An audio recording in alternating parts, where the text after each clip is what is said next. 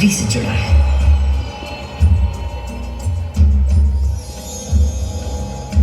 जो सप्त ऋषियों में से एक है। जब ऋषि अत्रि ने उज्जैन में 3000 वर्षों की कठोर तपस्या पूरी की और अपनी आंखें खोली तो उन्होंने देखा कि उनके शरीर से 2 महान प्रकाश धाराएं निकल रही थी। पहली धारा आकाश की ओर गई और कहा जाता है कि वो चंद्रमा में परिवर्तित हो गई।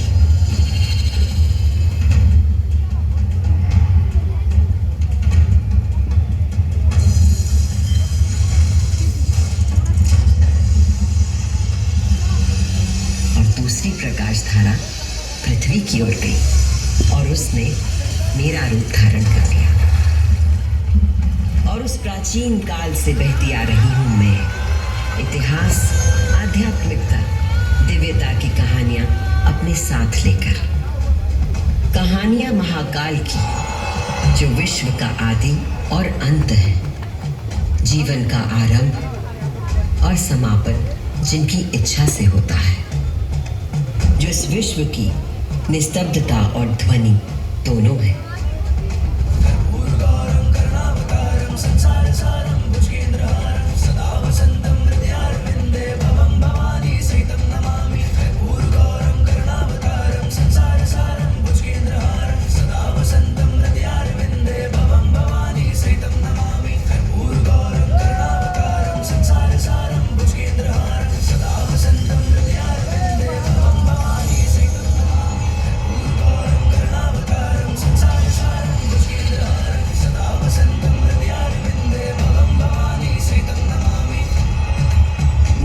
की महागाथाएं इतनी विस्तृत हैं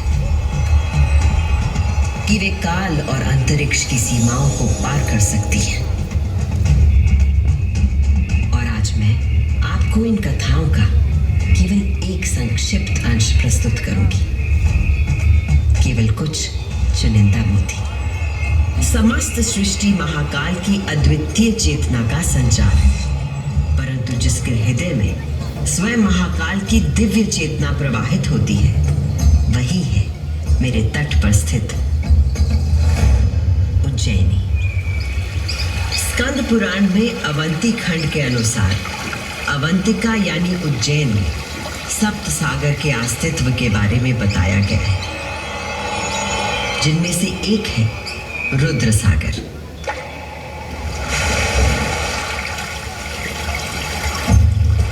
रुद्र सागर, जहां आज आप सब विराजमान हैं, जहां पर अनादिकाल से ब्रह्म कमल खिला करते थे,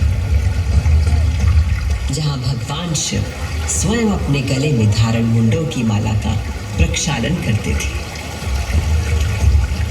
पौराणिक प्रमाणों में मिलता है कि यदि कोई व्यक्ति अनजाने में भी इस जल का स्पर्श करता है तो 7 कुल का उद्धार हो जाता है। संतजन को मोक्ष और जीव को अकाल मृत्यु से त्राण देने हेतु अवंतिकापुरी में अवतरित देवाधिदेव महाकालेश्वर को मैं कृतज्ञ वंदन अर्पित करती हूँ।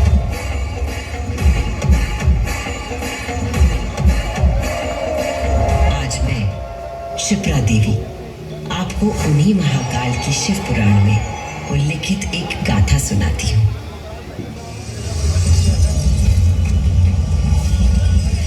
ब्रह्मांड के इतिहास में हमारी आकाश गंगा में भगवान ब्रह्मा और भगवान विष्णु के बीच श्रेष्ठता को लेकर प्रचंड विवाद हुआ।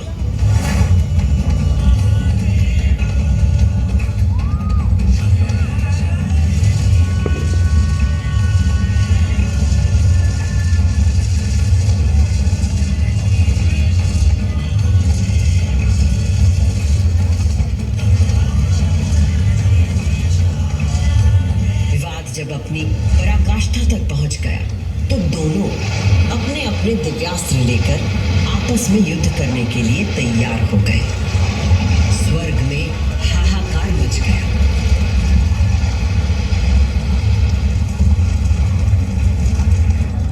दिव्यास्त्र चलने से संपूर्ण जगत पर प्रलय का आना निश्चित था।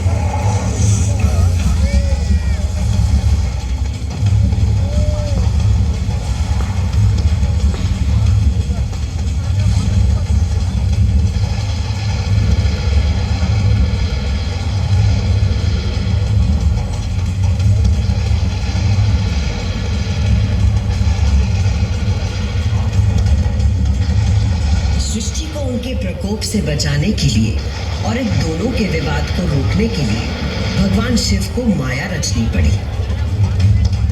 और अकस्मात अग्नि की ज्वालाओं से लिपटा हुआ एक महान अग्नि स्तंभ आकर स्थापित हो गया, जिससे दोनों देवताओं के दिव्यास्त्र स्वयं ही शांत हो गए।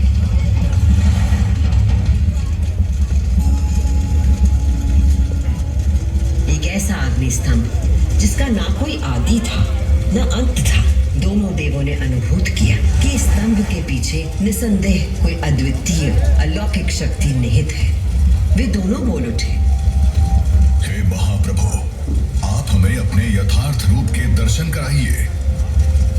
तब उस स्तंभ से महादेव स्वयं प्रकट हुए।